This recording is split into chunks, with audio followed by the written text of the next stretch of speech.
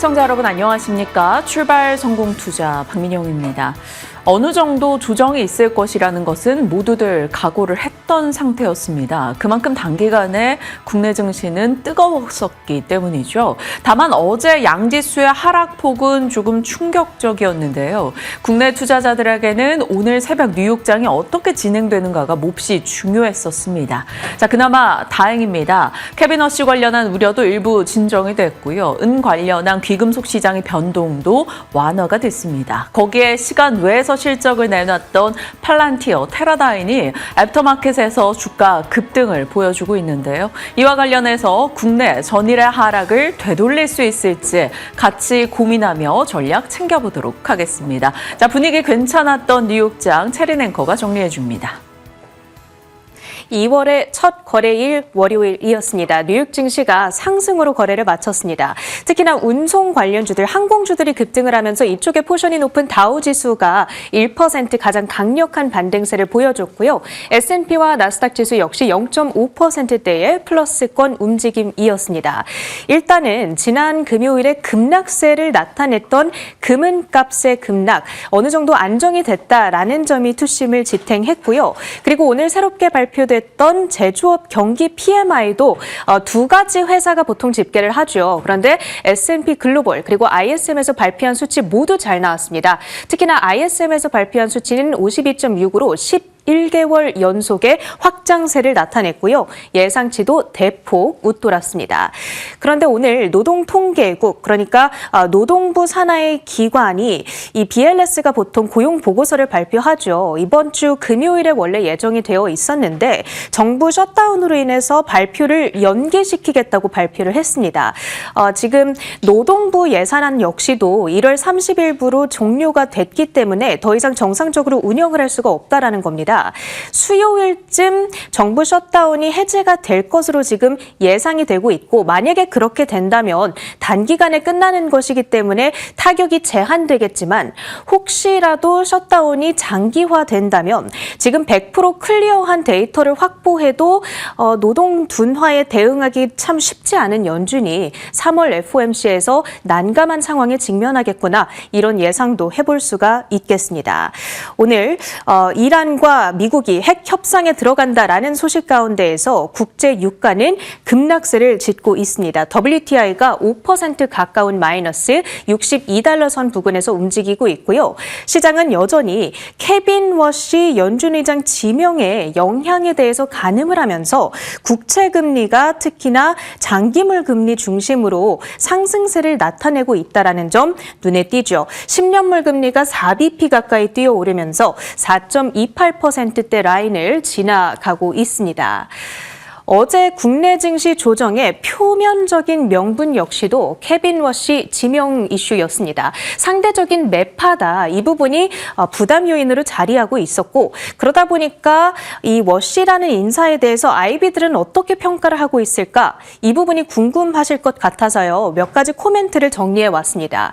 모건 스탠리, 의장 후보들 가운데에서 가장 덜 비둘기파적인 인사인 것은 맞다라고 얘기를 하지만서도 최근에 금리 인하 선호 발언을 지속했기 때문에 중간 선거 이전에 금리 인하를 추진할 가능성이 높다라고 평가를 합니다.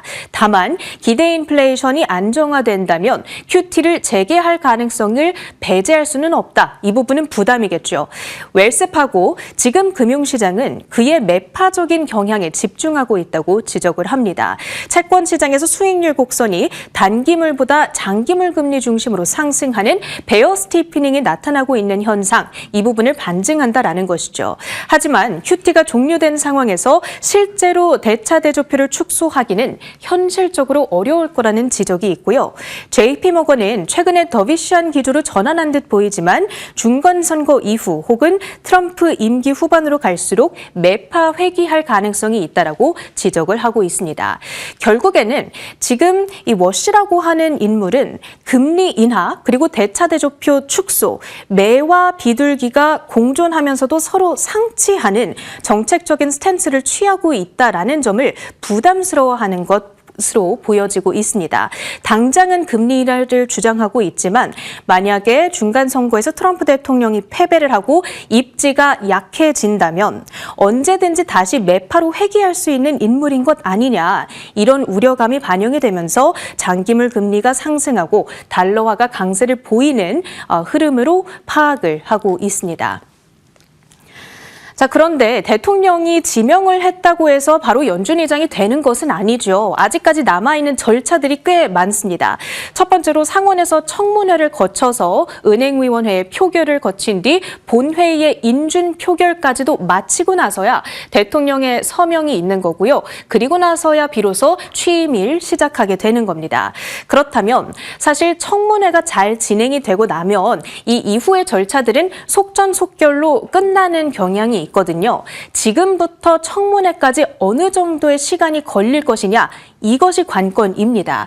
과거 역대 연준 위원들의 지명부터 청문회까지 걸렸던 기간들을 쭉 모아보니까요.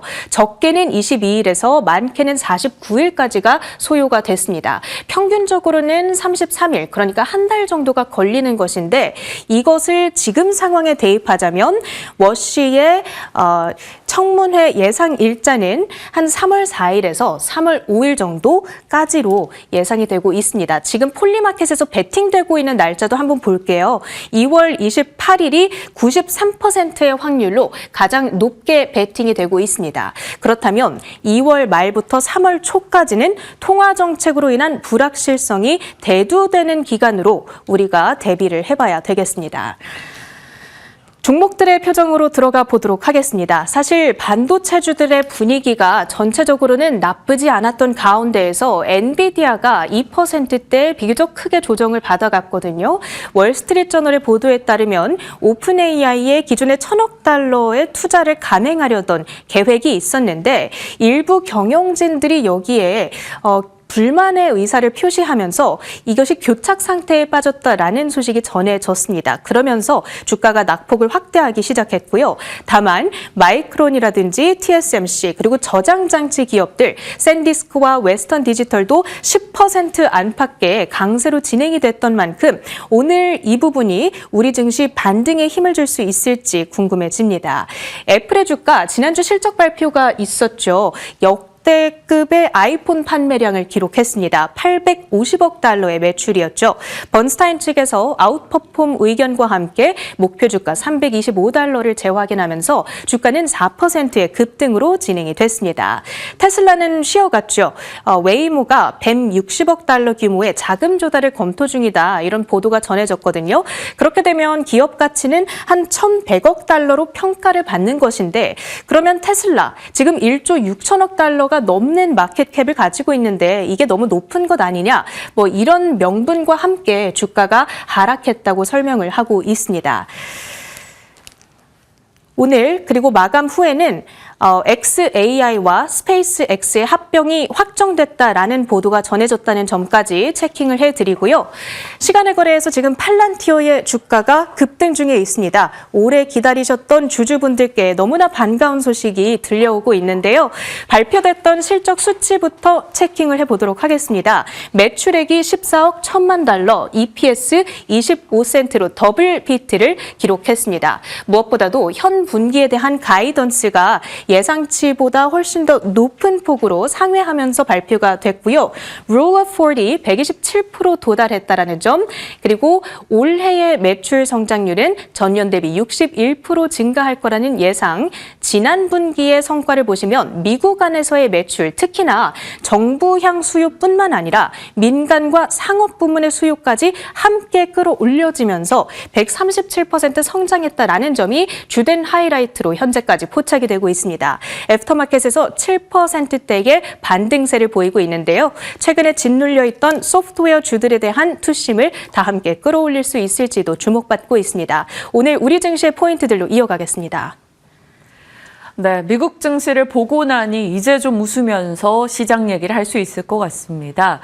어제 이 시간이었죠. 케빈 워시에 대한 내용을 전하면서 케빈 워시가 조정의 핑계가 될 수 있다라는 점을 같이 살폈었는데요. 조정의 핑계였을까요? 일단 어제장에서는 좀 크게 영향을 받아가는 듯한 흐름이 나왔죠. 마침 시장이 단기적으로 상승한 것에 대한 부담을 느끼고 있던 찰나 케빈 워시의 지명 이슈는 약간의 명분이 되어줬던 어제였습니다. 국내 증시, 코스피는 세계 상승률 1위를 기록했던 올해였죠. 그러다 보니까 차익 실현 자극을 좀 세게 받으면서 다른 아시아 증시보다도 유독 좀 더 큰 폭의 하락을 보이기도 했습니다. 자, 매도 사이드카가 장중에 발동이 됐죠. 시가총액 20위권 내 종목이 모두 하락을 했고요. 반도체, 조선, 방산, 원전, 전력, 증권 이런 종목들 모두 빠졌고요. 금속이라고 하면 고려 아연 등을 볼 수 있겠습니다. 이쪽까지 하락이 나왔죠. 코스피는 어제 5천선을 이탈하는 흐름으로 5%의 급락이 있었습니다. 자, 코스닥도 마찬가지죠. 케빈 워시 이슈로 인해서 성장주 단의 심리 위축이 크게 나타났고요. 단기 급등했던 것에 대한 차익 매물까지 같이 맞았습니다. 여기에 금융투자 매도 전환이 있었는데 이것은 요즘 개인 ETF 자금으로 추정이 되죠. 이쪽도 일단은 급락세가 나오다 보니까 매수세가 조금 주춤하면서 금융투자의 매도 움직임까지 나오기도 했습니다. 거기다 홍콩의 드림 콘서트 중국의 통보로 무기한 연기됐다라는 소식이 한한령 해제 이슈가 약화되며 엔터주의 하락으로 이어졌고요. 코스닥 어제 참 기분 나쁜 숫자네요. 4.44% 하락을 보이기도 했습니다. 자, 그나마 괜찮았던 쪽이 어디였을까요?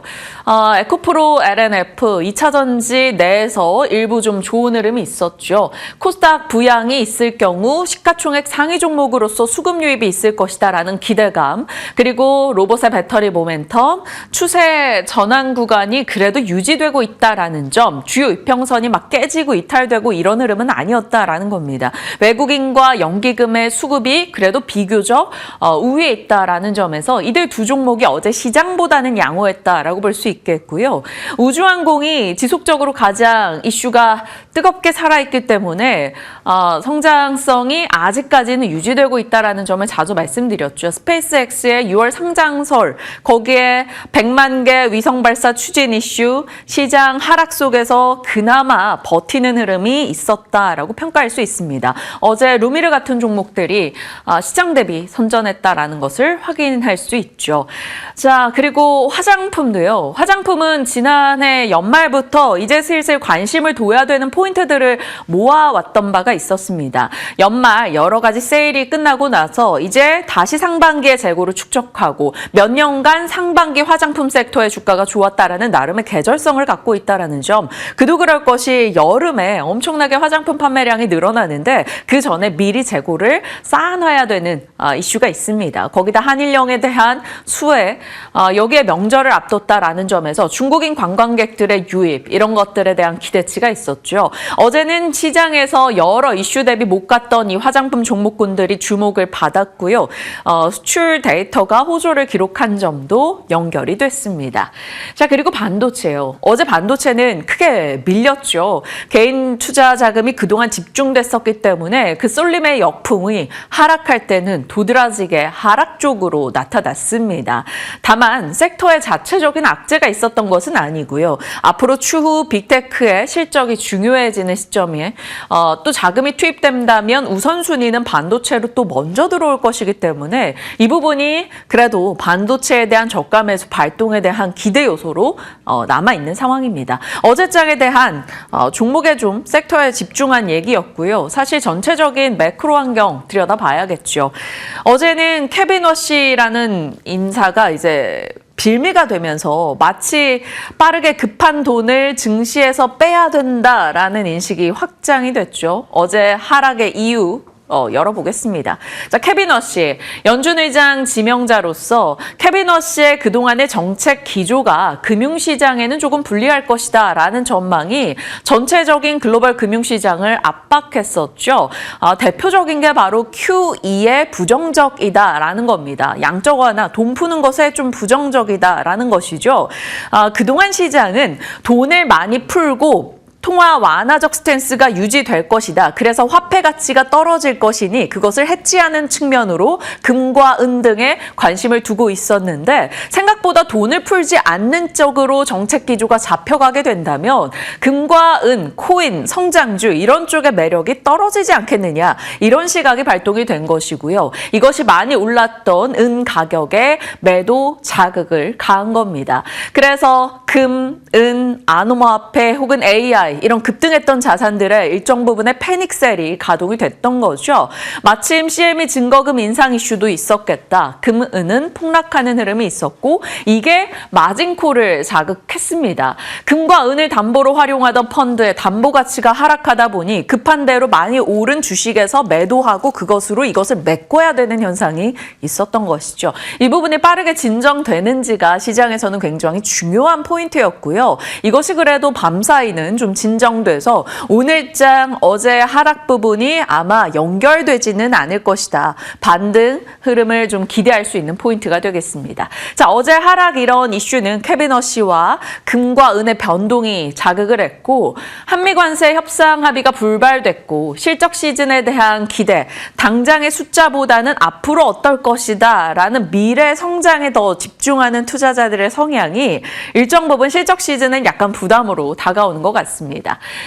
무엇보다 이러한 이슈도 이슈였겠지만 우리 장이 많이 올랐다라는 게 가장 큰 조정의 이유가 됐겠죠. 1월 코스피 코스닥 양지수 모두 다 24%씩 상승을 보였습니다. 당연히 차익 실현의 욕구가 좀 나올 수밖에 없던 상황이었었고요. 어제 캐비너시 이슈로 인해 미장이 빠진 것이 계기가 됐던 거겠죠.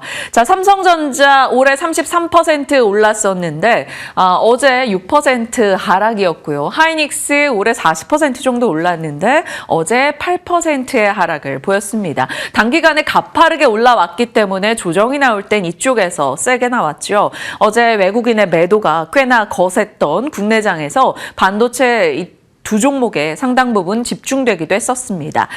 자, 긍정적으로 볼 수 있는 것은 이것이 추세가 끝났다라고 볼 수 없는 상황이다라는 것이죠. 일정 부분 매물을 소화하는 과정이었고 양 종목이 이렇게 하락한 것을 두고 가격 부담이 약간 덜어졌다라는 시각으로 긍정 회로를 돌려볼 수 있을 겁니다.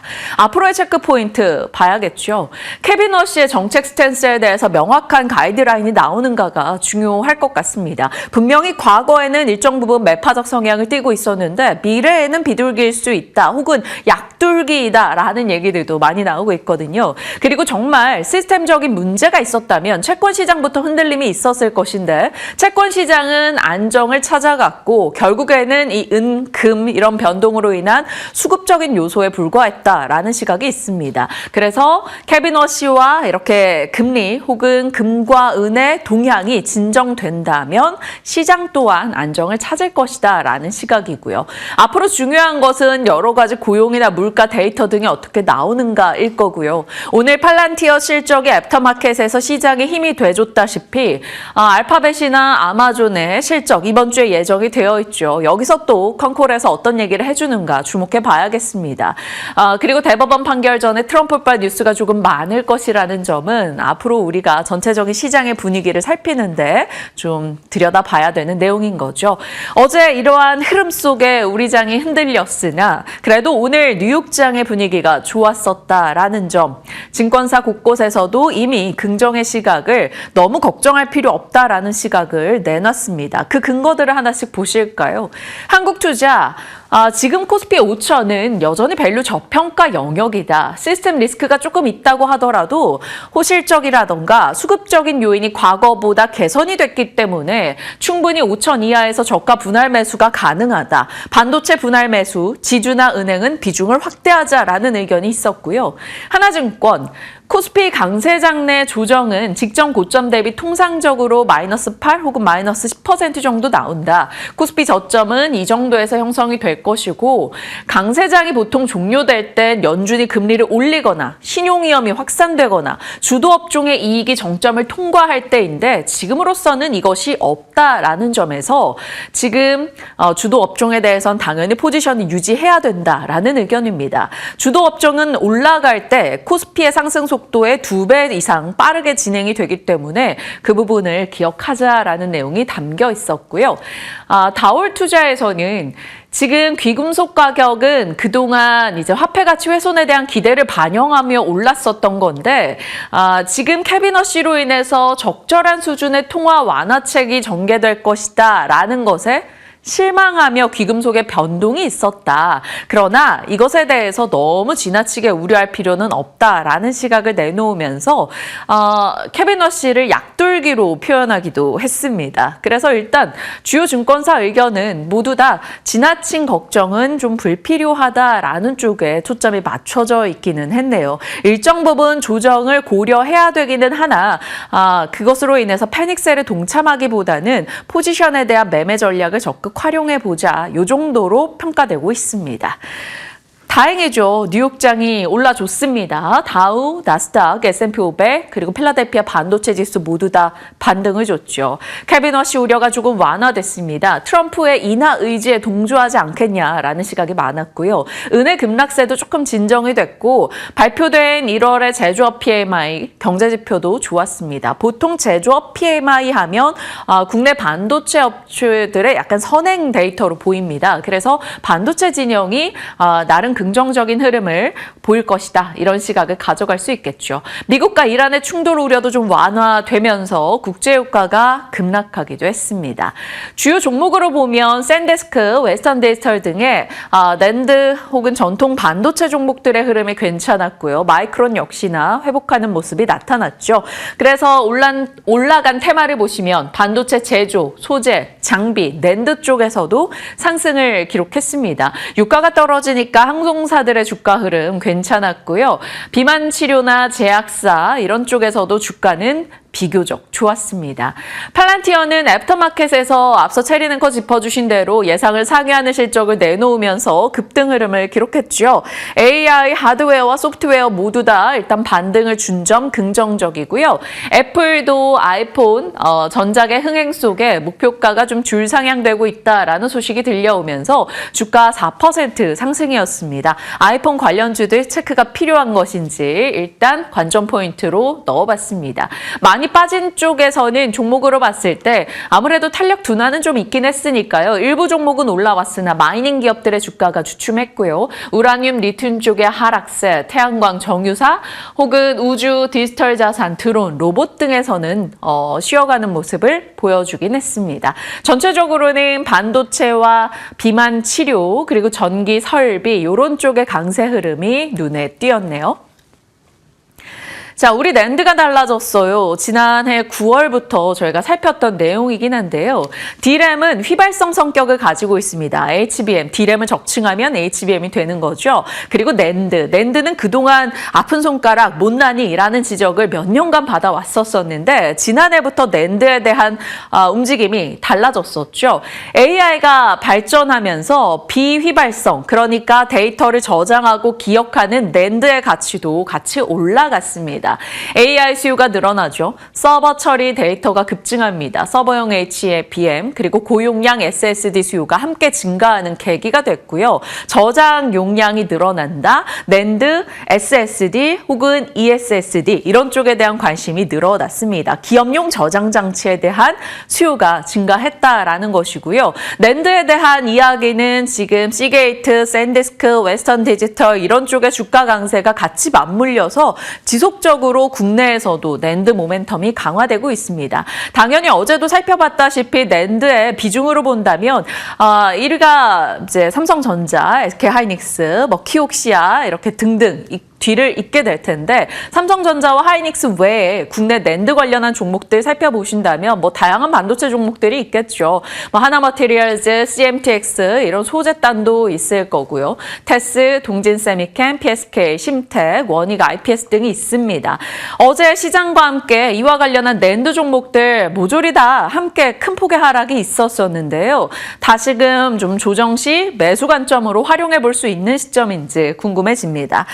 낸드도 결국에는 적층하는 과정에서 후공정 장비를 봐야 된다라는 시각들도 있기 때문에 한미반, 하나비전, PSK, 이오테크닉스 홀딩스 등에 대한 얘기가 있고요. 수율 개선을 위해서 어제도 말씀드렸다시피 낸드는 계속해서 테스트하고 검사하는 쪽에 수요가 늘어날 수밖에 없는 구조입니다. 그래서 테크윙, 유니테스트, YC, 네오셈, 엑시콘, ISC, TFE 이런 테스트 소켓이나 검사 장비단의 종목들도 꾸준히 확인이 필요하겠죠.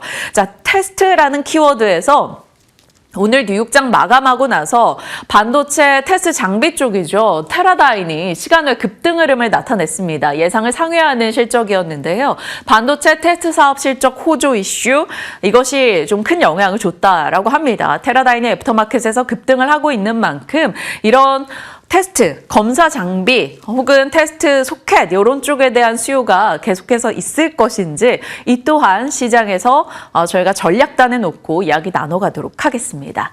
자, 시장의 변동은 있었으나 반도체에 대한 스토리는 달라진 게 없었던 듯합니다.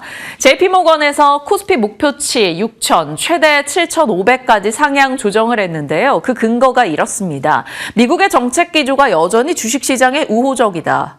미국은 건국 250주년을 맞았고 올해 선거해가 있기 때문에 아무래도 시장에 우호적인 정책을 계속 내놓을 것이다 라는 것이죠. 이것은 우리도 마찬가지일 겁니다. 삼성전자와 SK하이닉스의 상승 여력이 아직도 이 정도 남아있다. 45에서 50%라고 언급을 했고요. 메모리 외에도 EPS가 올라가는 쪽 조선, 방산, 전력기기도 받침이 돼주고 있다라는 얘기죠. 지배구조가 개선되고 있는 가운데 지역 내 우위 추세는 평균적으로 7년 정도 지속되는데 지금 한국이 다른 글로벌 증시 대비 우위를 보이고 있는 것은 아직 1년도 채 되지 않았기 때문에 더 이어질 여력이 있다라는 내용이고요. 수급의 여력 또한 언급하고 있습니다. 코스피가 지난해부터 해서 2배 올라오고 있는 가운데 아직까지 전면에 나선 수급 주체가 없다라고 표현을 했더라고요. 이 말은 지금부터 전면에 나설 수급 주체들 더 수급의 여력이 있다라고도 해석하고 있습니다. JP모건의 의견이었고요. 트렌드포스에서는 반도체, 범용 D램이나 낸드 가격 전망치를 굉장히 공격적으로 상향 조정했다라는 소식이 들려오고 있습니다. 낸드나 범용 D램 다 마찬가지고요. JP모건에서는 그중에서도 낸드 쪽, ESSD 쪽의 수요가 급증한다. 연평균 성장률 51%로 내다보고 있습니다. 그래서 낸드의 봄이 정말 찾아오는 것인가에 대한 내용이 또다시 연결되고 있죠. 자, 모건 스탠리에서는 2027년 내년도 대한민국의 삼성전자가 세계에서 가장 돈을 많이 버는 기업에 등극할 것이다 라는 얘기도 했네요. 주요 IB에서 한국의 반도체를 중심으로 긍정의 시각을 내주고 있는데 좀 회복할 수 있을까요? 궁금해지는 오늘이 되겠습니다. 자, 그 외 뉴스들도 살펴봐야겠죠. 어제 장 마감되고 나서 LNF 실적이 나왔는데요. 영업이익이 예상치보다 300% 이상 상회했습니다. 그래서 장중에는 시장 대비는 견조하긴 했습니다만 그래도 하락이었었죠. 애프터마켓에서 상승으로 그래도 전환하는 모습이 눈에 띄었었고요.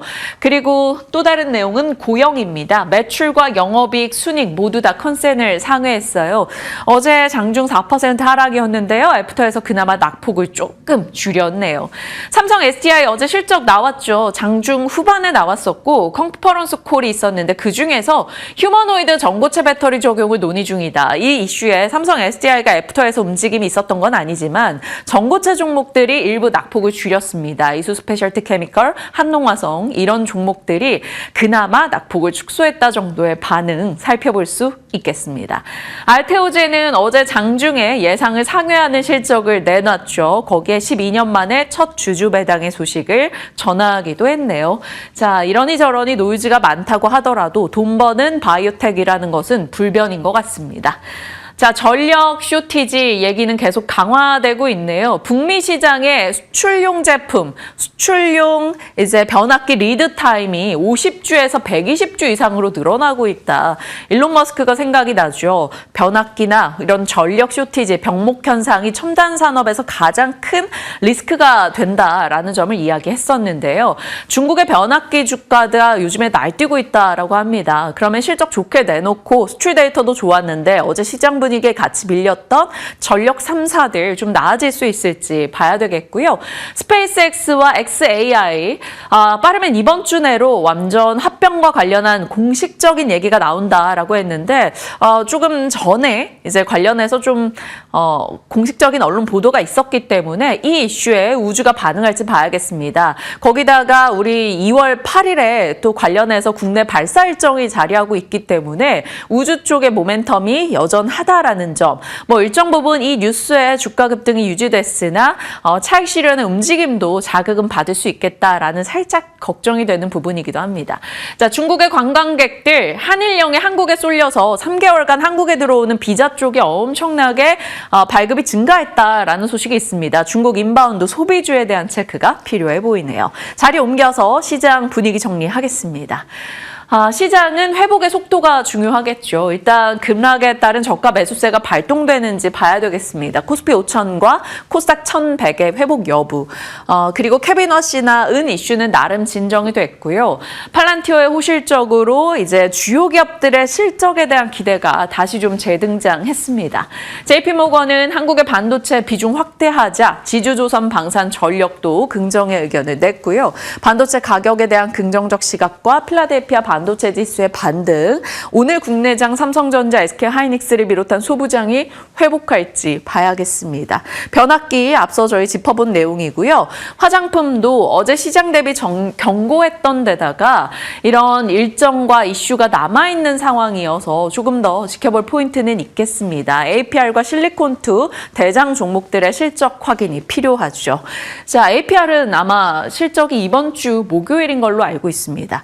자, 테마단에서는 미국의 비만 치료제 강세라는 점에서 비만 치료제 체크를 해봤고요. 미국이 이제 핵심 광물을 비축하는데 좀 주력하겠다라는 트럼프 대통령의 발언이 있었습니다. 그래서 광물 관련한 키워드고요. 재건에 대한 이슈가 있었네요. 하지만 시장은 이런 광물이나 재건 쪽 이슈보다는 이쪽이 회복하는가에 더 집중을 하고 있는 듯한 분위기입니다.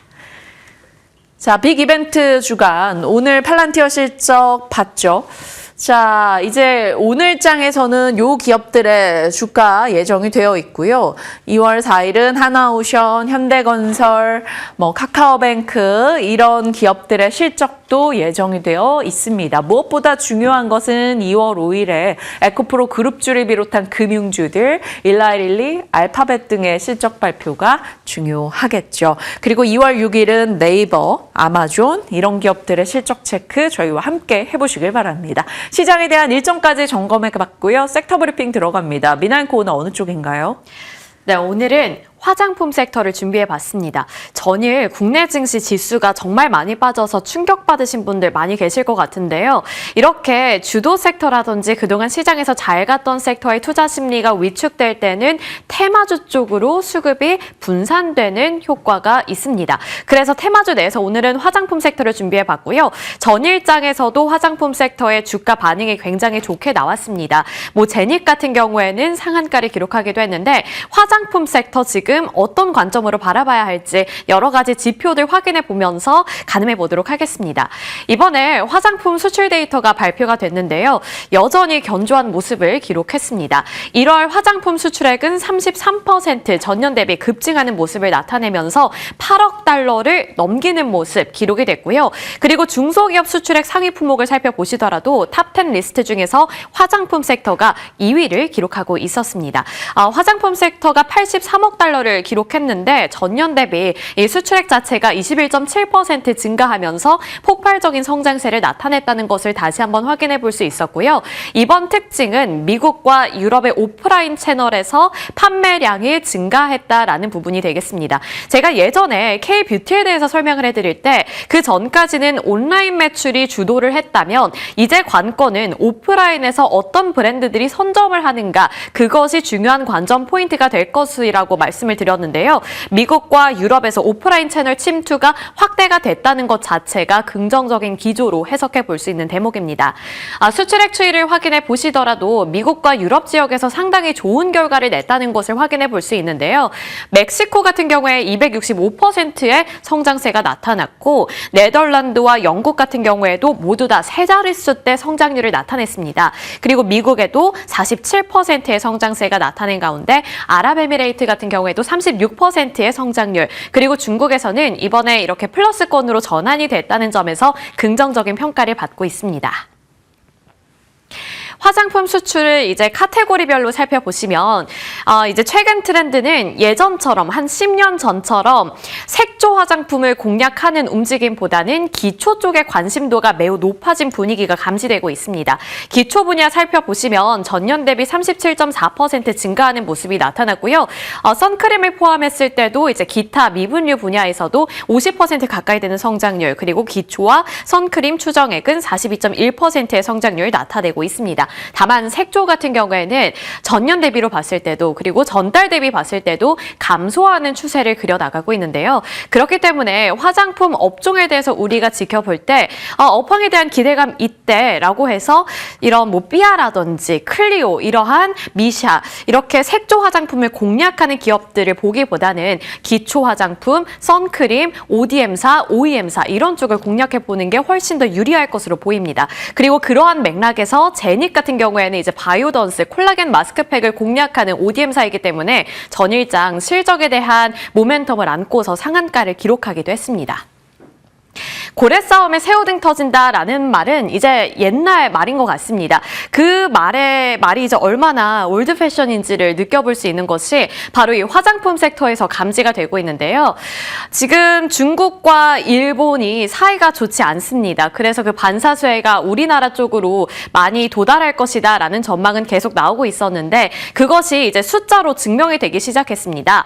2025년 12월 기준으로 방한 중국인 객수는 전년 대비 28% 증가하면서 39만 명을 기록했는데요. 다만 이제 중국인들 중에 일본을 방문하는 중국인 객수는 전년 대비 45% 감소하면서 33만 명까지 줄어들었다고 합니다. 그러니까 결국에 이 중일 갈등이 우리나라 반사 수혜로 이제 가시화됐다는 것을 확인해 볼 수 있었고 K 관광 반사 수혜가 실제로 숫자로 찍히면서 화장품 매출액도 늘어날 수 있다는 내러티브가 한층 더 무거워졌습니다. 자, MZ들의 마음을 사는 것은 결국 K-뷰티, 예뻐지고 싶은 마음이 될 텐데요. 최근에 새로운 트렌드와 새로운 흐름이 이 시장 자체에서 포착이 되고 있다고 합니다. 그리고 제가 여기 넣어본 이유는 매크로적인 이 트렌드가 어떻게 바뀌는지를 알아야 그 안에서 정말로 실적을 잘 낼 만한 종목을 고를 수 있기 때문인데요. 이미지는 제가 한번 넣어봤습니다. 최근에 새롭게 형성되고 있는 트렌드는 미국에서 히트한 제품들이 중국에서도 판매 개선세를 나타내고 있다는 건데요. 그래서 이미지로는 미국 유튜버가 소개하는 제품, 중국인 유튜버도 함께 소개하는 이미지를 제가 GPT로 한번 만들어 봤습니다. 그중에 이제 예시를 들자면 대표적인 기업이 바로 아모레퍼시픽입니다. 아모레퍼시픽이 사실 중국에서 좀 고전을 하고 있었던 기업으로 최근 들어서는 알려져 있었는데 최근에는 이제 미국에서 라네즈 효과가 굉장히 좋잖아요. 뭐 라네즈라든지 에스트라 이러한 브랜드가 미국에서 히트를 치고 그리고 인기도가 높아지고 있습니다. 그리고 그러한 흐름이 이제 중국에도 조금씩 영향을 주고 있는 것으로 보입니다. 사실 아모레퍼시픽 같은 경우에는 설화수라든지 같은 고가 라인을 제외한 브랜드들을 중국에서 철수하는 계획을 제시한 바 있었는데요. 하지만 제가 앞서서 말씀드렸던 미국에서 히트친 제품이 중국에서도 판매 개선세로 이어지는 그 흐름 속에서 이거 심상치 않다 하고 회사에서는 그러한 계획을 철회하는 모습을 나타냈습니다. 그리고 그 이후로는 말씀드렸던 라네즈라든지 에스트라가 중국에서도 판매량이 활발하게 좀 증가하는 모습이 나타나고 있고요. 립 슬리핑 마스크 등 미국 히트 제품이 중국에서도 수요가 동반으로 증가하고 있는 흐름이 나타나고 있기 때문에 이러한 계획을 수정했다는 점, 그렇기 때문에 아모레퍼시픽의 실적에 대한 기대감도 높여볼 수 있다는 점이 하나의 투자 포인트가 될 것으로 보입니다. 그리고 수급 잠깐 확인해 보실까요? 보시면 기관과 외국인 투자자들도 최근 들어서 동반 매수하는 흔적이 계속해서 남고 있기 때문에 물론 이번 4분기 실적 관련해서는 시장의 예상치를 하회할 것이라는 예상 나오고 있지만 그 이후에 베팅을 하는 흔적이 남을 수 있을지 눈여겨보시길 바라겠습니다. 그래서 이제 핵심은 비중국과 중국에서 다른 전략을 세우는 것이 아니라 다 같이 대동단결되고 있는 흐름이 나타나고 있다. 이것을 보시면 좋을 것 같습니다. 자, 그리고 제가 이것은 실제 이제 현지 중국 매체 언론 보도를 번역기를 돌려서 어떤 우리나라 브랜드들이 거론이 되고 있는지를 정리해 본 건데요. 아모레퍼시픽, LG생활건강, 조선민요, 아누아, 티르티르, APR 이러한 종목들이 거론이 되고 있었습니다. 그리고 이 매체 같은 경우에는 이제 화장품 쪽 산업을 분석하는 언론 보도사로 좀 유명하다고 하는데요. 아모레퍼시픽 같은 경우에는 제가 앞서서 말씀드린 것처럼 설화수 그리고 려 같은 고가 라인 여전히 좀 반응이 좋다고 합니다. 그리고 그것에 이어서 미국에서 히트친 제품이 중국에서도 수요가 늘어나고 있다는 점 눈여겨보시면 좋을 것 같고요. LG생건 같은 경우에는 아직은 이 화장품 섹터 내에서는 여전히 좀 금쪽이 같은 위치에 있기는 합니다. 하지만 후라는 브랜드 관련해서 여전히 관심권에 있다는 점, 그리고 신흥 브랜드로 조선미녀, 아누아, 티르티르, APR 같은 종목들이 거론이 되고 있고요. 특히 조선미녀가 이제 북미와 유럽 지역에서 선크림 그리고 스킨케어 라인으로 주목을 받기 시작했잖아요. 그런데 그러한 인기가 중국 MZ들 쪽으로 역수입이 되고 있다고 합니다. 그래서 그러한 내용들도 한 번쯤 참고해 보시면 좋을 것 같고, 아누아 같은 경우에는 이제 중국의 SNS 매체 샤오홍슈에서 인기가 상당하다고 하는데 현지 반응은 어떨지 궁금합니다. 우선은 이러한 내용들도 짚히고 있다는 점 참고해 보시면 좋을 것 같고요. 이제 뉴퀘스트로 제가 한번 이렇게 게임 로드맵처럼 만들어 봤는데, 일단 뭐 중국 현지가 어떻든 뭐 저렇든 우리가 궁금한 것은 매출이 언제부터 찍힐 것인가, 그리고 언제부터 이런 중국인 효과가 반영될 것인가, 이 부분이 될 텐데요. 가장 최근에 이제 예정이 되어 있는 일정은 K-팝 공연, 그리고 여러 가지 공연을 드림 콘서트라든지 이런 부분들이 될 텐데, 뭐 드림 콘서트는 취소가 됐죠. 다만 이제 K-팝 공연이 앞으로 한알령에 해제가 되면서 늘어나게 될 경우에는 다양한 콘텐츠들이 중국 채널을 통해서 소개가 될 것이고, 그 안에서 우리나라 뷰티 브랜드들의 입지가 조금 더 공고해질 수 있다는 점을 기대해 볼 수 있습니다. 그렇게 될 경우에는 이제 중국 MZ세대 K-뷰티 수요가 탄력을 받을 것이라는 예상이 나오고 있는 만큼 중국 한알령 해제에 대한 기대감은 뭐 예전만큼 불씨가 뜨겁지는 않지만 앞으로도 지켜보셔야겠습니다. 자, 그리고 NH투자증권에서 매크로적인 환경 중에 지금 주목하고 있는 실적이 있습니다. 물론 상장되어 있는 기업은 아니고요. 비상장되어 있는 브랜드들의 실적 발표도 주목해보자라는 이야기가 나오고 있습니다. 대표적인 예시로 닥터멜락신, 셀리맥스 같은 매출액이 전년 대비 약 3배 증가, 그리고 3년 만에 약 10배 증가하는 등 실적이 좋다는 것을 조명하고 있는데요. 왜 상장도 안 된 종목들을 이렇게 조명을 하냐라고 생각을 하실 수도 있습니다. 하지만 조명하고 있는 이유가 분명히 있는데, 그 이유는 이렇게 비상장 브랜드 같은 경우에는 수요의 온도계 역할을 해주고요. 아무래도 뭐 실적 관리라든지 다른 것들을 관리할 필요가 없다 보니까 전방 수요에 굉장히 민감하고 예민하게 반응을 합니다. 그렇기 때문에 여기서 비상장 브랜드들이 뭔가 다른 나라에서 실적을 잘 내고 매출이 좋았다라고 한다는 것은 그만큼 우리나라 뷰티 브랜드들이 잘 해내고 있다는 것을 체감해 볼 수 있는 지표이기 때문에 이것을 통해서 우리나라 K-뷰티 산업에 대한 힌트를 얻어볼 수 있기 때문에 중요하다라고 말을 하고 있는 건데요.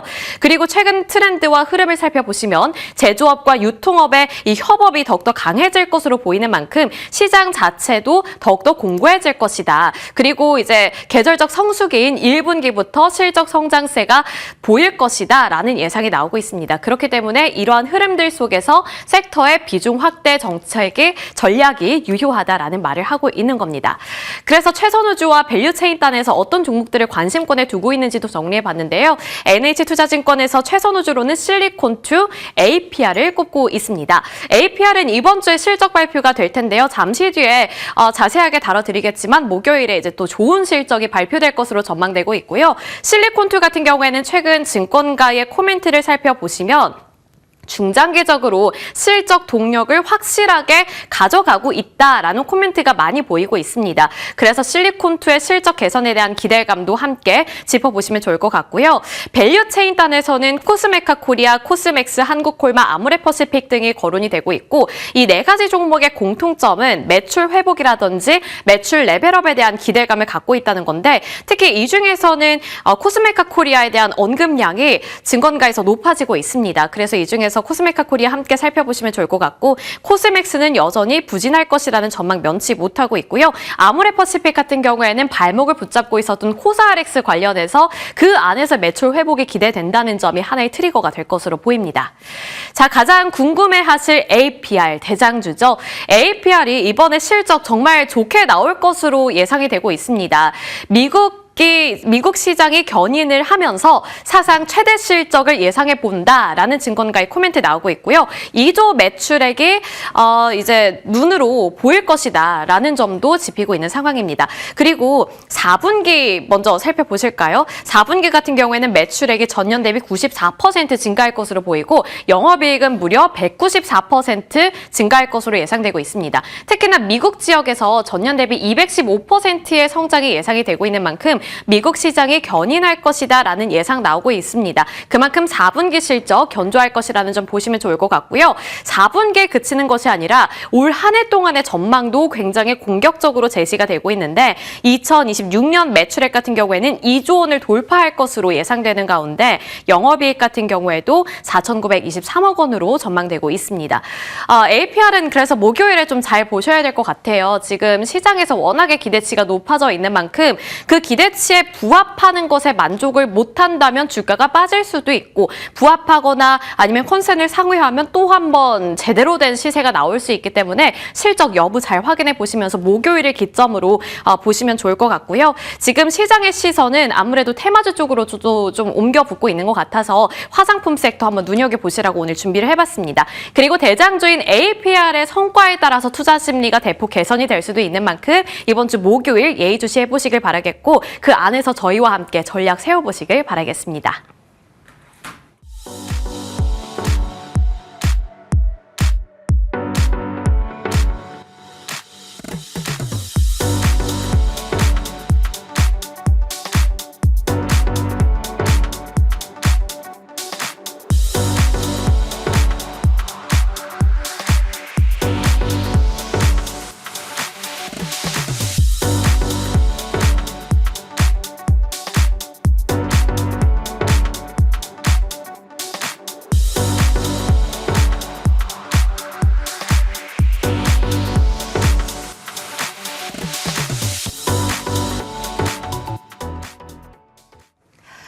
브리핑 잘 들었고요. 이를 토대로 나눠볼 이야기는 제가 오늘 하루만 대신해서 진행하겠습니다. 두 분과 함께하겠습니다. 서용원 SK증권 2000PB 센터 차장, 박창윤 GL리서치 대표 함께합니다. 두 분 어서 오세요. 네, 안녕하세요. 네. 미국장 때문에 한숨 돌리면서 웃으면서 두 분과 인사를 할 수 있어서 너무 다행입니다. 자, 일단은 블랙 먼데이였던 어제 움직임에서 수급에 많은 분들이 좀 놀라셨단 말이죠. 박창윤 대표님께 첫 질문 드려보겠습니다. 어제 개인이 5조 원 넘게 샀습니다. 외국인이 3조 팔았고요. 여기서 봤던 시그널은 앞으로 시장이 빠지더라도 방어할 수 있는 여력이 개인이 충분하다. 이렇게 이해해도 되는 거예요? 투자자 예탁금이 103조를 넘어서 106조까지 사상 최대 예탁금을 찍는 모습이 나타나고 있습니다. 그만큼 1월 달에 반도체를 중심으로 한 실적 추정치의 상향이 가파르게 나타나고 있는 가운데 주가가 뒤늦게 발맞춰 따라 올라오는 모습이 나타나면서 전자와 닉스, 독주, 거기에 현대차까지 새로운 에이스가 붙으면서 그만큼 개인 투자자분들의 투심을 자극을 했고요. 이게 개인들의 투자 유입으로 수급 유인으로 그대로 이어지면서 투자자 예탁금 100조 시대를 새롭게 열었습니다. 그로 인해서 이제 시장 같은 경우에는 양시장 모두 공이 24% 이상, 코스피 코스닥 모두 급등한 가운데 2월 첫날부터 크게 흔들리다 보니까 블랙 먼데이다. 그리고 이러한 하락이 추석을 앞두고 자금 수요와 더불어서 추가적으로 흔들릴 수 있는 여지가 있다 하는 이런 우려가 어제 시장 전반으로 크게 확산이 되었죠. 아무래도 워시 쇼크로 인한 이런 원자재 가격의 급락 그리고 이로 인한 추가적으로 이제 이런 비트코인을 비롯한 위험 자산의 투심 위축 이런 것들이 크게 한몫하는 모습이었고요. 미국에도 뭐 반도체, 빅테크를 중심으로 크게 하락하는 흐름 자체가 사실 나타났었기 때문에 어제 차익 실현을 트리거로서 작용했던 게 사실입니다. 그럼에도 불구하고 오늘은 반발 매수가 강하게 들어오면서 올라올 수 있다. 이 부분에 좀 힘을 실어주고 있습니다. 일단 시장에서는 삼성전자, SK하이닉스 중심으로 올해 예상 순이익 자체가 한 57조 원 정도 추가적으로 플러스 되면서 PER 밸류에이션 자체가 9.37배까지 큰 폭으로 낮아졌어요. 코스피 PER 자체가 9.37배 이렇게 올랐음에도 불구하고 아직 PER 10배가 안 됐다는 부분 이 부분이 있고요. 두 번째로는 어제 미국 선물이 다이나믹하게 3.87% 급등하는 모습이 나타났었죠. 그렇기 때문에 오늘 장시장 갭 상승 출발 이런 부분이 좀 예상이 되고 있고 어제 큰 폭으로 하락했었던 전자와 닉스를 중심으로 그리고 뭐 현대차 등 이런 주요 종목들을 중심으로 우리가 오늘 장초반 갭 상승 이후에 추가적인 강세 흐름을 좀 이어갈 수 있을지 여부 이 부분을 우리가 주목을 해봐야 될 것 같습니다. 어제 수급 여쭤보셨으니까 그 부분만 좀만 더 체크해서 말씀드리면 어제 기관이 무려 코스닥에서 5,504억 순매도를 했었죠. 그럼에도 불구하고 개인은 2,143억 순매수 이 부분을 체크해 볼 필요가 있을 것 같습니다. 최근에 코스닥 기관을 중심으로 레버리지 ETF를 중심으로 활용한 그리고 ETF 이런 패시브 자금 유입 자체가 시장의 급등 혹은 급락을 만드는 변동성을 어느 정도 빌미를 제공하는 모습 자체가 나타나면서 최근에 1월달에 급상승을 이끌어내기도 했었지만 어제 같은 경우에는 이런 레버리지 하락에 따라서 큰 폭으로 급락하는 모습이 나타났었죠. 일부 증권사에서는 신용을 급하게 잠그는 모습이 나타나면서 시장에서는 오히려 신용 부족 얘기까지도 지금 다시 한번 증권사를 중심으로 좀 나오고 있는 만큼 최근에 시장에서 비트, 포모 이런 것들이 주가의 급상승을 좀 이끌어냈던 게 사실입니다. 앞으로도 좀 2월달 당분간 이러한 흐름이 좀 더 지속이 될 수 있지만 어제 다시 한번 미국 시장을 통해서 확인한 부분은 시장의 상승 자체는 빅테크의 실적 그러니까 탄탄한 실적, 메모리 실적 기반 위에 꾸준히 올라서는 모습 자체가 나타나고 있고 우리 개인의 수급 어제 흔들림에도 불구하고 오늘 아침에 체크해 봤을 때 투자자 예탁금 106조 사상 최대를 기록할 정도로 최근에는 오히려 사는 것보다 돈이 들어오는 속도가 더 빨라요. 그만큼 시장의 체력을 뒷받침하고 있기 때문에 시장 흔들림에도 불구하고 갈 종목과 지수는 계속해서 갈 수 있다. 좀 이런 말씀을 드려보고 싶습니다. 아, 그렇군요. 개인 순매수가 하루 동안에 5조 원을 넘긴 거는 처음이라고 하는데 이전에 팬데믹 때 이후 동학개미 운동이 있었고 제2의 동학개미 운동이 지금 현재 시장을 뒷받침하고 있다. 이런 이야기들이 나오고 있습니다. 그 기반이 되고 있는 대형주의 탄탄한 실적 이야기를 하셨는데 그 때문에 퍼밸류는 오히려 낮아지고 있다 하셨어요. 근데 사실 이렇게 시장이 흔들리면 탄탄한 대형주보다도 코스닥 괜찮나? 이런 생각이 들잖아요. 코스닥도 어제 4% 빠졌습니다. 서영원 차장님, 이 외적 변수가 계속해서 당분간 연준, 이 차기 연준 의장의 인준까지 좀 더 변동성이 이어지게 된다면 코스닥 여기서 버텨낼 수 있을까요? 뭐 변동성은 좀 있을 것으로 예상은 하고 있습니다. 그러니까 뭐 전반적으로 시장이 어저께 좀 흔들림에 있어서 외국인의 강하게 빠져나가는 모습들을 좀 보지 않았습니까? 근데 지금 현재 어쨌든 워시로 인해서 유동성이 이제 부족해질 수 있다라는 우려감이 좀 발발이 된 거잖아요. 그래서 그런 점들이 이제 아무래도 외국인들의 매도를 일으켰고 뭐 그런 외국인들의 매도는 좀 불가피할 것으로 예상을 하고 있습니다. 뭐 실질적으로 아직 연준 의장이 지명되지 그러니까 실제로 취임하지 않았고 뭐 정책적인 방향이 변한 건 없지만 시장은 뭐 미리 선반영하는 부분들이 있기 때문에 외국인의 유동성은 좀 줄어들 수 있다라고 좀 판단을 하고 있고요. 뭐 그로 인해서 시장에 대한 유동성이 좀 변동성이 좀 커질 수 있다라는 점들을 우리가 예상을 해봐야겠습니다만 뭐 코스닥의 좀 입장에서 물어보셨기 때문에 코스닥은 좀 정책적인 시그널이 더 중요하다라고 좀 판단을 하고 있습니다. 그렇기 때문에 지금 현재 구간에서 우선 뭐 우리가 1월 달 같은 장세를 기대한다라고 한다면 거기에서는 저는 못 미칠 거다라고 예상은 하고 있어요. 그렇지만 우리가 그동안에 워낙 1월 달의 상승이 사실 그동안에 있었던 지수의 흐름들과 정상적인 흐름이라기보다도 굉장히 오버슈팅이 나오면서 좀 상승이 나왔기 때문에 그러한 숨고르기는 있을 수 있다라고 좀 판단을 하고 있지만 전반적으로 큰 조정을 우려할 차례는 아니다라고 좀 판단을 하고 있고요. 오히려 코스닥은 또 외국인들이 수급이 들어오는 장중에 또 들어오기도 했었거든요. 그리고 외국인의 영향이라기보다도 좀 좀 정책적인 방향성이 더 영향을 많이 미치는 모습이기 때문에 그런 쪽에서는 오히려 좀 코스닥의 방향성은 좀 더 아직까지는 좀 견조하지 않을까라고 좀 판단을 하고 있고요.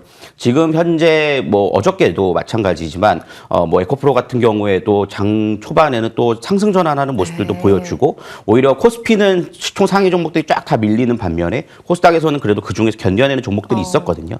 그래서 그런 점을 감안해 보면 유동성에 대한 부분들이 아직까지는 좀 마르지 않은 상태라는 점을 볼 수 있겠고 뭐 연기금 자금 얘기도 나오고 있지 않습니까? 그래서 네. 그런 점들로 충분히 시장을 커버할 수 정도의 수준이 나올 것이다라고 좀 판단을 하고 있기 때문에 물론 여기서 이제 개별 종목을 선별하는 게 좀 어려워질 수 있겠습니다만 지수 자체에 대한 코스닥의 우려감들은 좀 저는 코스피보다는 좀 더 나을 수 있지 않을까라고 좀 판단을 하고 있습니다. 지수보다 오히려 나을 수도 있다. 종목만 잘 선택하면이라고 하셨거든요. 그 뒤에 힌트들은 저희가 조금 더 들어가서 여쭤보도록 하겠습니다. 두 분 다 조금은 안도하면서 아직은 괜찮습니다라는 이야기를 해주셨고 지금 오히려 잘 기회를 봅시다라고 이야기를 하신 데에는 간밤 미국 시장도 톡톡히 그 역할을 했기 때문이 아닐까 싶은데 팔란티어가 시간의 거래에서 강세 움직임을 계속해서 보여주고 있습니다. 지금 현재 시간의 거래 7% 올라가면서 고점에서의 탄력이 전혀 흔들리지가 않습니다. 국방부 그러니까 정부 부문 잘하고 있는데 상업 부문이 이번에는 세 자릿수의 이 성장 증가율을 보여줬다.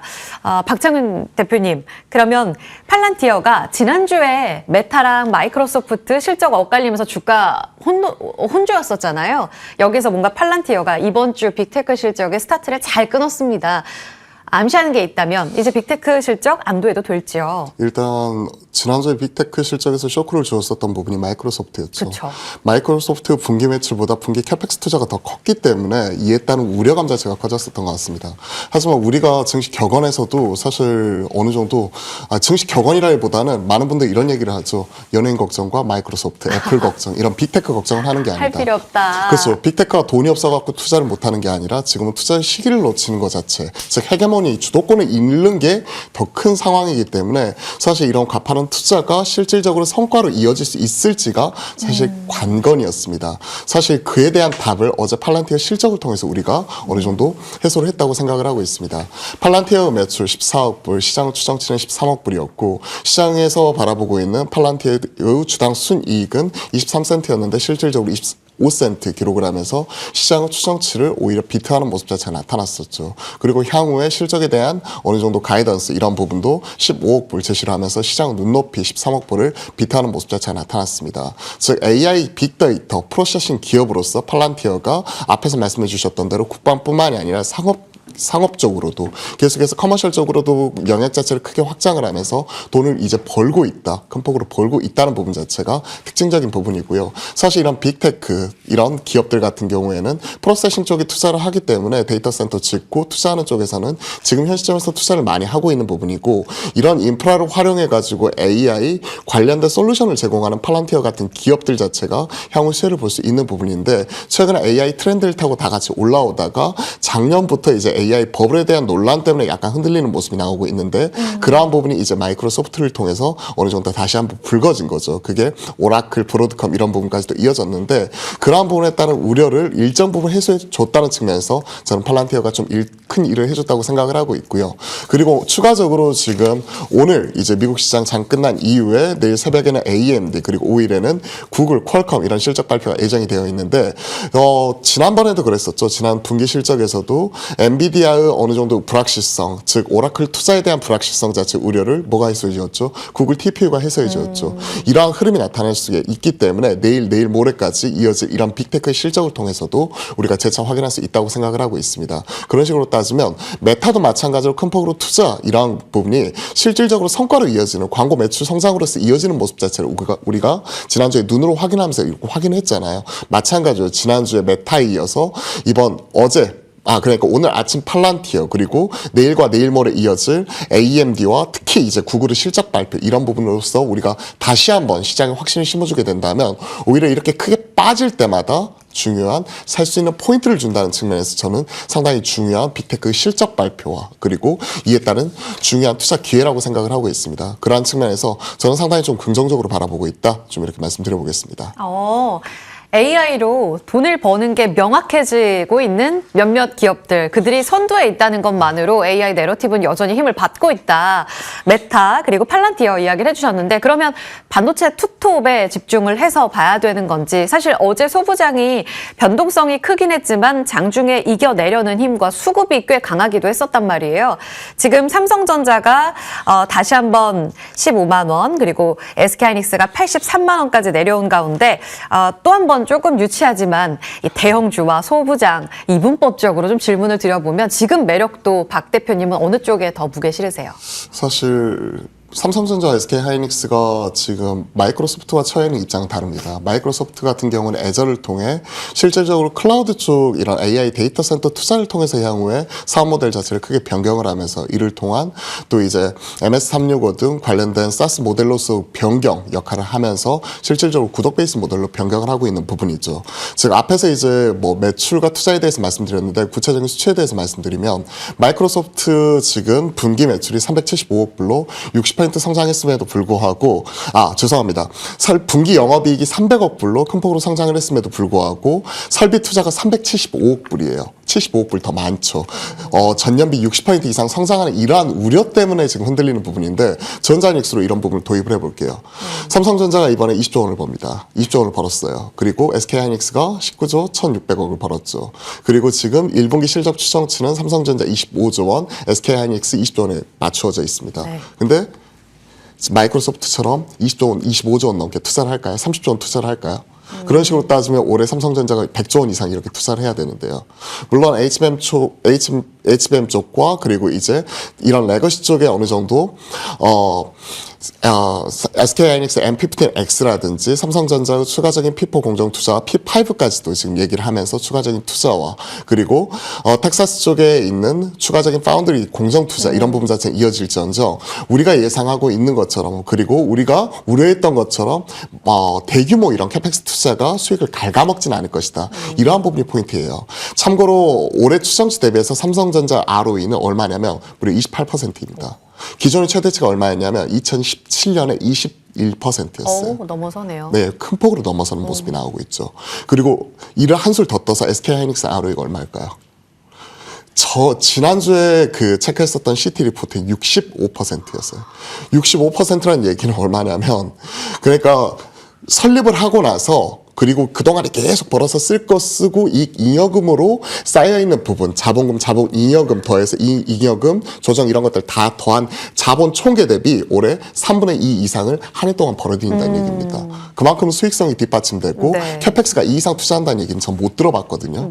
그런 것들을 생각을 해보면 앞에서 말씀해 주셨던 대로 빅테크 이런 투자 그리고 수익성에 대한 부분, 이런 부분은 우려라고 생각을 합니다. 오히려 빅테크가 투자를 많이 할수록 어디가 많이 쓰죠? 메모리 많이 쓰잖아요. 그런 것들 생각을 해보면 실질적으로 그쪽은 투자를 하는 시기고 우리는 성과를 향유하고 이그 추정치가 올라가는 시기이기 때문에 저는 오히려 전자와 닉상 흔들릴 때마다 계속해서 사야 된다 말씀드리고요. 사실 지난주 공략적으로 들고 왔던 게 SK하이닉스였잖아요. 그런 것들을 생각을 해보면 오히려 오늘도 저는 SK하이닉스랑 삼성전자 장 초반에 출발하는 거 체크를 하면서 분할로 계속 담아갈 수 있다 이렇게 생각을 하고 있습니다. 계속 기회군요. 그러면 서영훈 차장님은 어떠세요? 어제 기관 보니까 반도체 소부장을 대거 담던데요. 한미반도체, HPSP, 리노공업, 원익, IPS 다 보니까 상위에는 기관은 다 소부장을 담는 모습이었습니다. 조금 다른 의견으로 소부장을 담아야 된다고 보세요? 아니요, 저는 탑픽으로 저도 SK하이닉스를 보고 있는데 왜냐하면 결국엔 하이닉스가 좋기 때문에 같이 가는 부분이기 때문에 우리가 굳이 따지자면 탑2 종목을 빼고 얘기할 수는 없다라고 좀 생각을 하고 있습니다. 그렇기 때문에 물론 소부장 쪽에 대한 기대감도 좀 가져볼 수는 있겠습니다만 그것은 이제 하이닉스와 삼성전자의 가는 흐름에서 같이 곁다리로 가는 흐름이라고 판단이 되고 왜냐하면 실질적으로 대표님께서 다 얘기해 주셨던 부분들이긴 하지만 우리가 생각해 봐야 될 부분이 이제 AI에 대한 부분들의 투자가 확대가 되면 될수록 경쟁이 심화가 되면 될수록 여기에 대한 수혜를 입을 수 있는 게 삼성과 하이닉스의 구조를 갖고 있기 때문에 이번 이번에 실질적으로 하이닉스의 영업이익률을 감안해 봤을 때 정말 부르는 게 값이다라는 것이 나왔던 흐름이라고 좀 볼 수 있다라고 볼 수 있거든요. 그렇기 때문에 저는 뭐 하이닉스를 조정 시에 좀 매수할 수 있는 기회로 좀 봐야 되지 않을까라고 좀 판단을 하고 있고요. 뭐 특히나 지금 당장의 며칠 흐름에 의해서 펀더멘탈이 무너졌다라고 생각을 하지 않고 있는 상황이라고 좀 판단이 되고, 최근 뭐 일론 머스크의 뭐 테라펫 발언도 살펴보면 그것이 오히려 부정적이다라고 얘기했던 부분들이 있겠습니다만, 사실상 그만큼 반도체의 공급이 부족하다라는 것을 반증하는 흐름이기도 하거든요. 실질적으로 뭐 이 일론 머스크가 실질적으로 테라팹의 건설이 이루어지는 부분들이 당장의 모습은 아니기 때문에 예. 그동안의 수혜는 하이닉스와 삼성전자가 가져갈 수 있는 부분이라고 좀 판단을 하고 있는 상황이고요. 뭐 젠슨항 역시 뭐 TSMC에 가서 10년 안에 생산성 2배를 늘릴 것이다라는 발언들까지도 함께 이어졌다는 점을 감안해 보면, 물론 이번에 움직임들을 보면 반도체 코스닥 쪽의 소부장단들의 흐름들도 기관 수급들이 상당히 강하게 들어오면서 과거에 하이닉스가 끌고 갔던 흐름들이 독단적으로 가기보다는 소부장으로 따라가는 모습들은 분명히 있습니다. 그렇기 때문에 동반해서 둘 다 봐야 될 시기다라고 판단을 하고 있지만, 포트에서 뭐 하이닉스와 삼성전자를 빼고 소부장으로 옮겨가는 것은 뭐 크게 의미는 없다라고 생각을 하고 있고요. 그래도 그와 관련돼서 움직이는 소부장과 삼성 하이닉스를 같이 보시는 전략들이 좀 더 유리하지 않을까라고 좀 생각을 하고 있습니다. 기존 전략에서 큰 변동은 없는 상황인 것 같습니다. 두 분 다 하이닉스에 한 표를 주셨어요. 프리마켓 열렸습니다. 시세 체크해 볼까요? 분위기 다행히 좋습니다. 지금 코스피 야간 선물이 4% 가깝게 올랐잖아요. 지수를 끌어올려주는 건 아무래도 대형주가 될 것으로 보이네요. 삼성전자가 3.8% 올라가며 15만 6,100원에서 출발을 합니다. SK하이닉스가 5%의 강세로 87만 2천 원의 움직임 나타낼 것으로 보이고 있고요. 시총 상위주 안에서 봤을 때 어제 강했던 삼성전기도 오늘 추가적으로 더 올라간다는 점도 눈에 띄고 있습니다. 지금 소부장이 좋네요. 제주반도체가 6%의 강세 움직임 나타날 것으로 보이고요. 리노공업도 어제 급락이 나왔었는데요. 곧바로 반등 움직임 나타납니다. 한미반도체도 4.6%가량의 상승 움직임 함께 나타나고 있습니다. 어제 실적이 나오면서 애프터마켓에서 플러스로 전환한 LNF의 경우에도 현재 자리에서 거래 실리면서 상승하네요. 9%의 급등 움직임 확인되고 있습니다. 이번 주에 있을 재건과 관련돼서 기대감이 다시 모아지나요? 전진건설 로봇도 현재 거래 동반하면서 올라가는 모습 확인되고 있습니다. 지금 롯데관광개발이 어제 이어 추가적으로 더 올라가면서 카지노 쪽으로 또 인바운드 안에서의 강세 움직임이 추가적으로 나오고 있고요.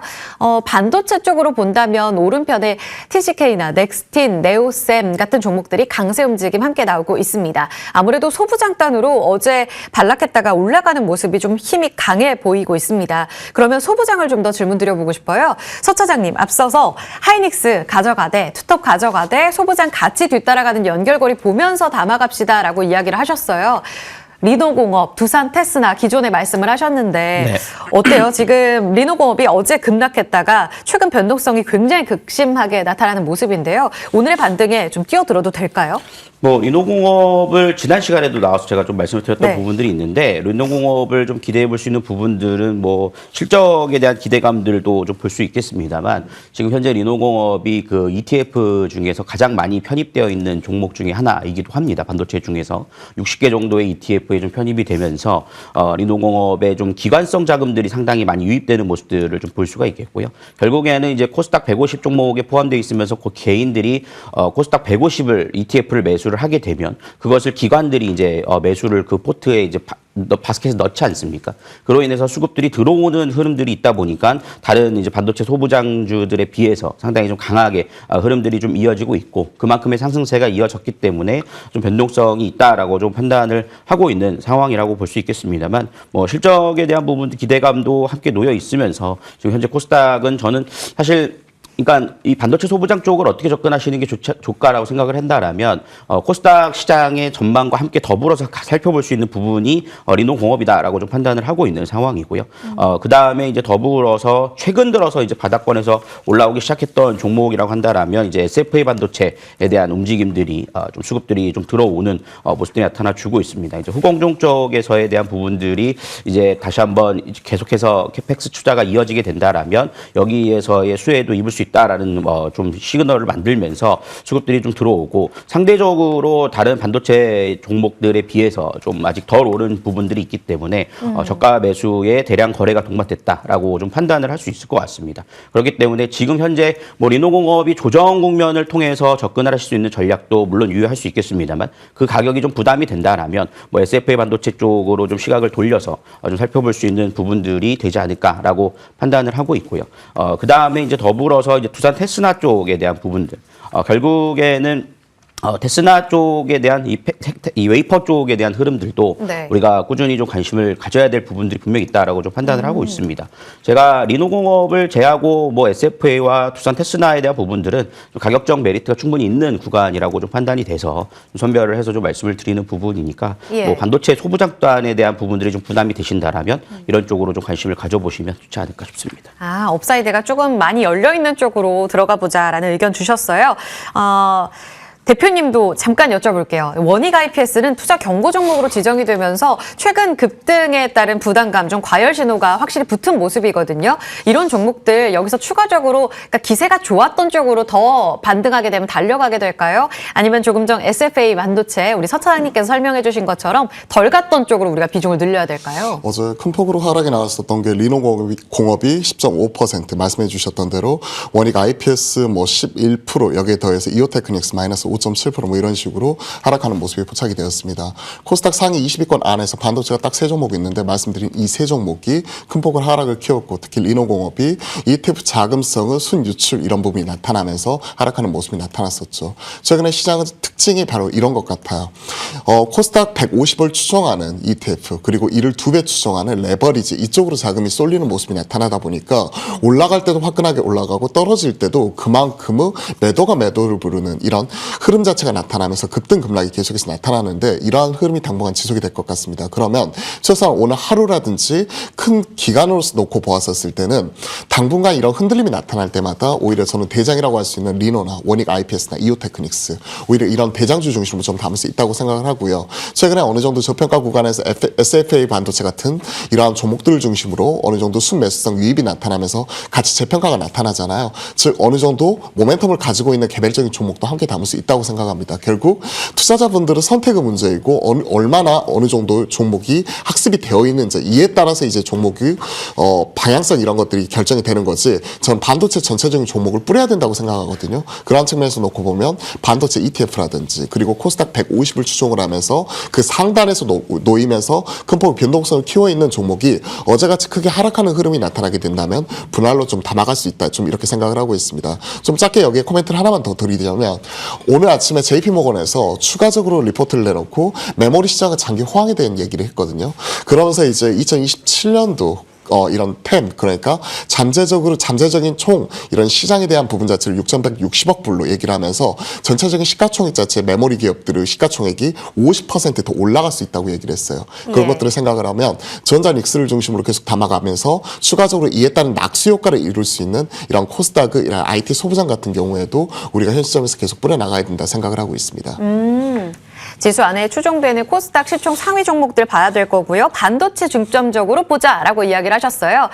마지막으로 두 분께 공통적인 질문을 드릴 건데요. 지금 증시 대기 자금이 100조 원을 넘어가면서 이 총알탄이 다 어디로 갈 것인가. 오늘 우후죽순으로 다 같이 어제 급락한 종목들에 다 수급이 뿌려지게 되면 이 안에서도 옥석을 잘 가려야 될 거 아니에요. 그래서 두 분이 딱 저가 매수에 담아볼 섹터 종목 탑3를 뽑아주셨단 말이죠. 그러면서 오늘 그 변동성 안에서도 시장 안에 꼭 봐야 될 포인트 한마디씩 같이 듣겠습니다. 먼저 서영원 차장님. 네, 오늘 뭐 변동성 당분간 좀 심할 수 있을 것 같습니다. 수급. 네, 그렇습니다. 왜냐하면 뭐 증시 대기 자금이 존재를 하고 있지만 아직 뭐 글로벌 불확실성도 좀 놓여 있는 상태에서 흐름들이 좀 이어지고 있기 때문에 변동성은 좀 감안해서 좀 보셔야 될 거고요. 하지만 이 부분을 너무 불안해하시기보다는 뭐 탑픽 종목에 대한 부분들을 좀 관심을 가지면서 오히려 저가 매수 기회로 좀 살펴보시는 것도 좋지 않을까라고 좀 생각을 하고 있고요. 저는 일단 탑픽 3 종목을 살펴본다라면 일단은 좀 안정적으로 볼 수 있는 종목을 좀 선별을 해봤는데 우선 우선 가장 탑 원으로 볼 수 있는 거는 SK 하이닉스가 되지 않을까 싶습니다. 지금 뭐 EPS 추정치가 계속 올라가고 있는 상황이고 저희 회사 하우스에서도 처음에 이제 100만 원 전망했다 이제 150만 원까지 상향 조정을 했거든요. 네. 그래서 지금 뭐 9배까지 EPS 추정치를 9배를 보고 있는 부분인데 뭐 마이크론에 비해서도 20% 할인된 가격이라는 점들을 전망을 내놓았는데 이런 부분들이 그만큼 좀 실적이 뒤따라주면서 올라갈 수 있는 종목은 하이닉스가 가장 탑이 아닐까라고 생각을 하고 있기 때문에 뭐 그런 점에서는 좀 관심 있게 살펴보시면 좋을 것 같고요. 두 번째 종목으로는 현대글로비스 좀 보고 있습니다. 글로비스. 뭐 현대차 그룹이 최근에 좀 쉬어가는 모습들은 있습니다만 네. 뭐 보스턴 다이나믹에 대한 기대감에 있어서 가장 좀 수혜를 입을 수 있는 종목이란다라면 글로비스를 좀 보고 있는 상황이고 사실상 글로비스가 뭐 해운업도 하고 뭐 수소 관련된 사업도 하고 뭐 중고차 사업도 하고 상당히 다양한 부분들을 사업을 하고 있는데 최근 이제 좀 실적들에 대한 흐름들도 같이 따라와 주고 있거든요. 과거에는 실적이 좀 뒷받침이 되지 못했다라고 한다라면 현재 구간에서는 좀 변동성 구간을 이용하신다라면 현대차 그룹에서는 글로비스를 좀 살펴보시면 좋지 않을까라고 생각을 하고 있고요. 네. 뭐 초반에도 질문해 주셨지만 코스닥 시장 어떻게 보냐라고 했을 때 종목 선정이 정말 중요하다라고 말씀을 드렸잖아요. 네. 근데 이제 코스닥을 우리가 코스피랑 동일하게 볼 수는 없을 것 같아요. 그래서 그런 점에서 어려움이 있으신 분들은 뭐 코스닥 150 ETF를 활용하시는 게 저는 가장 좋은 방법이 아닐까라고 생각을 합니다. 왜냐하면 그 안에서 옥석을 가려낸다라는 것이 상당히 좀 어렵다라고 한다라면 오히려 코스닥 ETF를 통해서 좀 가져가 보신다라면 물론 시청자분들께서는 대부분 공격적 투자 성향이 많이 계시겠습니다만 그래도 한 포트의 코스닥을 바라본다라면 ETF를 공략해 보신다라면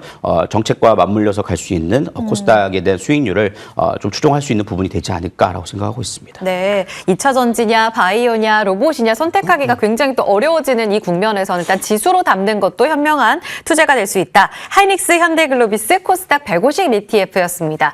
그럼 박창현 대표님은요? 사실 겹치는 게 좀 있어요? 두 종목만 보자고 말씀하셨으면 SK 하이닉스, 코스피 그리고 코스닥에서는 코스닥 ETF인데 어제까지 빠진 날 분할로 ETF 레버리지 좀 이런 부분을 좀 사고 싶다. 두 종목 이 부분을 좀 말씀을 드리고 싶은데 급락일 때. 네, 종목 세 개이기 때문에 고민을 좀 해봤어요. 그렇기 때문에 첫 번째는 SK 하이닉스. 뭐 지난주 공략주이기도 했고 하도 많이 말씀을 드렸기 때문에 이거는 좀 가름하고 넘어갈게요. 최근에 많이 올랐음에도 불구하고 실적 추정치가 더 올라와서 밸류에이션은 싸지는 이런 묘한 흐름이 계속 되고 있습니다. 어제 SK 하이닉스가 몇 프로 떨어졌죠? 8.69% 떨어졌습니다. 증시의 탁금 얼마죠? 106조입니다. 뭘 살까요? 코스피에서 살 수 있는 지금 현 시점에서 빠르게 전자를 캐치업할 수 있는 SK 하이닉스 사겠죠. 이 부분으로서 설명 가름하고요. 두 번째는 하나 에어로스페이스입니다. 방산 쪽 잘 봐야 될 것 같아요. 다시 한번 지정학적 리스크 이런 부분 자체는 계속해서 상존을 있는 가운데 이제 설 연휴를 앞두고 다시 한번 이란을 중심으로 지정학적 리스크 다시 한번 불거질 수 있는 우려에 대해서 흔들리는 모습이기 때문에 좀 어느 정도 예방, 보험 차원에서 하나 에어로스페이스 정도는 포트폴리오에 좀 담아두고 가야 되지 않을까 저는 그렇게 생각을 하고 있습니다. 폴란드양 3차 천무 수출에 이어서 어제 노르웨이양 1.3조 규모의 천무 공급 계약 체결을 했죠. 이런 폴란드 민간 협력 유치를 통해서 유럽 수주 계속 지속이 되고 있기 때문에 추가적인 수주전 이런 부분이 계속 나올 수 있다. 두 번째 종목 이 하나 에어로스페이스 체크를 해보고요. 마지막 세 번째 종목은 좀 다소 의외일 수 있는데 서부 T&D입니다. 서부 T&D. 네, 인바운드 쪽 잘 봐야 될 것 같아요. 어제 시장이 흔들릴 때 올라왔던 게 인바운드였어요. 그리고 경기 방어주, 이런 금융주 같은 이런 은행주, 배당 쪽으로 좀 일부 포커스가 맞춰지는 모습이 나타났습니다. 2월 15일부터 2월 23일까지가 이제 중국 춘절 연휴이고요. 그런 측면에서 최근에 인바운드 수요 자체가 작년에 이제 한 2천만 좀 넘어, 1,900만 좀 넘어선 걸로 기억을 하는데 올해는 이를 넘어서 전체 그 외국인 인바운드 수요 자체가 2,100만을 넘어설 것으로 추정이 되고 있거든요. 이에 따른 직접적인 수혜를 받고 있는 게 서울 내에서 가장 최대 객실 그러니까 1,700객실을 갖고 있는 서울 드래곤시티를 보유하고 있다는 측면과 그리고 올해 하반기부터 이제 가지고 있는 자산이 이제는 수익으로서 돌아오는 모습이 나타납니다. 서부에 있는 신정동 부지 그리고 용산에 있는 이런 낮은 상가 이런 부분이 건축심의 지금 통과를 했거든요. 그래서 이런 것들이 그 공정률에 따라서 이제 매출로서 올 하반기부터 들어오는 부분이 있기 때문에 올 하반기 내년까지도 계속해서 이어질 수 있다. 이런 측면에서 세 번째 종목으로는 서부 T&D까지 체크해 볼 필요가 있을 것 같습니다. 세 종목 이렇게 흐름을 분석을 해보시면 대장주인 SK 하이닉스 그리고 시장이 흔들릴 때 안전판 하나 에어로스페이스 여기에 더해서 최근에 이제 모멘텀을 앞두고 인바운드 수요 관련해서 서부 T&D까지 이렇게 좀 삼각편대로서 말씀드려보았으니까 또 투자자분들의 성향에 따라서 같이 한번 체크해 보시면 좋을 것 같습니다. 하이닉스 공통적으로 들어와서 선택하거나 시장 뷰를 보는 데는 더 큰 도움 되셨을 것 같네요. 하이닉스, 한화 에어로스페이스, 서부 T&D까지 종목까지 두 분의 저가 매수 담아볼 톱3 종목 봤습니다. 지금 현재 프리마켓 시세에서 조회 종목 상위에 올라가고 있는 종목들이 보니까 우주 쪽입니다. HVM 신고가고요. 세트레가이 4.5%, 미래에셋증권은 현재 미래에셋벤처투자와 증권 나란히 실시간 종목 조회 순위 상위에 이름 올렸고요. 나라 스페이스테크 역시 급등하면서 우주 쪽 스페이스X, AI 합병 기대감이 크게 반영되고 있습니다. 서영환 차장님, 이전에 우주 포인트 강하게 잡아주신 바 있었어요. 네. 오늘 이렇게 튀어오르게 되면 시장 분위기까지 더해서 좀 흥분하기 마련입니다. 전략 어떻게 세울까요? 지금 현재 저는 오늘 시장 흐름들에서 이 탑픽 종목들에 대해서 저가 매수 기회를 볼 수 있겠습니다만 추격 매수는 좀 위험하다라고 좀 판단을 하고 있습니다. 네. 왜냐하면 보유하고 계신 분들은 좀 편안하게 볼 수 있는 부분이지만 좀 변동성이 있다라고 판단을 할 수 있고요. 사실 어저께 신용 반대 매매가 생각보다 많이 안 나왔다라고 판단을 하거든요. 그래서 오늘 좀 많이 나오지 않을까 생각했는데 미국 증시가 반등을 하면서 그런 부분들이 아직 없다라는 점을 감안해 보면 변동성이 좀 있을 수 있다라는 점을 염두에 두시면서 물론 이 펀더멘탈적인 흐름들은 상당히 좋다라고 생각을 합니다. 다만 지금 현재 같이 이렇게 불안한 장세 속에서 상승 흐름이 나올 때 추격 매수에 대한 부분들은 좀 위험할 수 있다를 보유자 영역이다라고 좀 판단을 할 수 있을 것 같습니다. 세트레가이, 스피어, 캔코와 에어로스페이스 너무나 상승률 흐름이 좋아요. 하지만 오늘 신규 접근이기보다는 일단 보유자의 영역이다라는 측면까지 조금은 흥분을 가라앉힐 필요가 있겠네요. 오늘 다 같이 올라서 조금은 흥분할 수 있었는데 프리마켓 안에서 두 분의 전략으로 좀 차분하게 이야기 나눠봤습니다. 두 분과 함께했습니다. 서용원 SK증권 이천 PB센터 차장, 박창윤 GL리서치 대표와 함께했습니다. 고맙습니다.